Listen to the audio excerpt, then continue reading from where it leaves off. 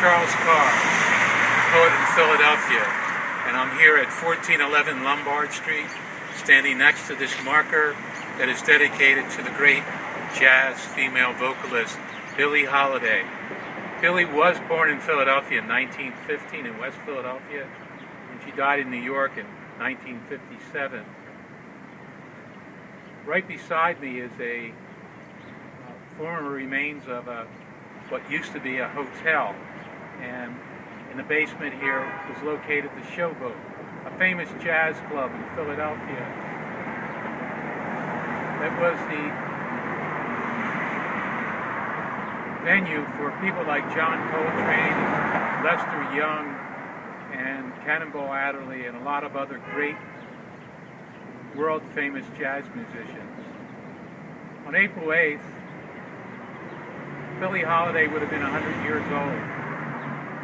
So in dedication to Billie and Philadelphia Poetry Day, I want to read a few poems that are dedicated to Billie Holiday. The first poem is by the famous poet Langston Huges. Song for Billie Holiday. What can purge my heart of the song and the sadness?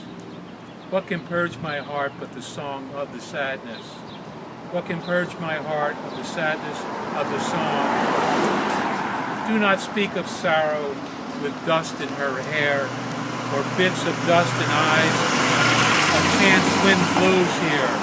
The sorrow that I speak of is dusted with despair. Voice of muted trumpet, cold brass and warm air, bitter television blurred by sound that shimmers where.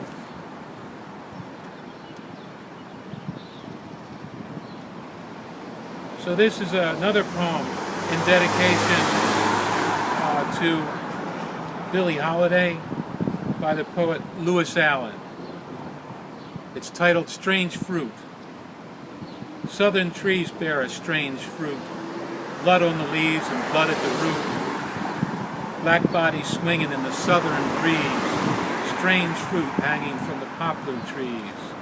Pastoral scene of the Gatlin South, the bulging eyes, the twisted mouth, scent of magnolia sweet and fresh, and the sudden smell of burning flesh. Here's a fruit for the crows to pluck, for the rain to gather, for the wind to suck, for the sun to rot, for a tree to drop. Here's a strange and bitter crop.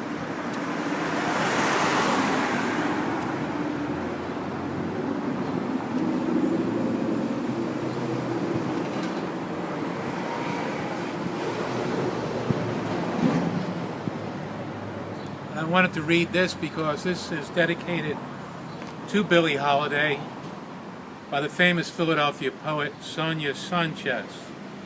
And the poem is titled For Our Lady. Yeah, Billie, is someone to have loved you like you should have been loved? Ain't no telling what kinds of songs you would have sung against this country's white mind, or what kind of lyrics would have pushed us from our blue nights. Yeah, Billie, if some black man had really made you feel permanently warm, ain't no telling where the jazz of your songs would have led us. And I wanted to read another one by poet Rita Dove. It's called Canary. Billie Holiday's burned voice had as many shadows as lights, a mournful candelabra against a sleek piano, the gardenia, her signature, under that ruined face. Now you're cooking, drummer to bass, magic spoon, magic needle. Take all day if you have to with your mirror and your bracelet of song. Fact is, the invention of women under siege has been to sharpen love in the service of myth. You can't be free, be a mystery. And I would like to conclude this by reading Frank O'Hara's famous poem, The Day Lady Died, Frank O'Hara. It is 12:20 in New York on Friday, 3 days after Bastille Day.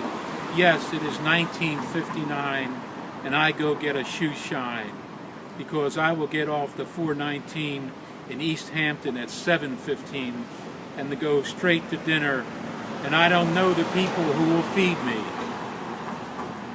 I walk up the muggy street beginning to sun and have a hamburger and a malted and buy an ugly New World writing to see what the poets in Ghana are doing these days. I go on to the bank and Miss Stillwagon, first name Linda, I once heard, doesn't even look up my balance for once in her life.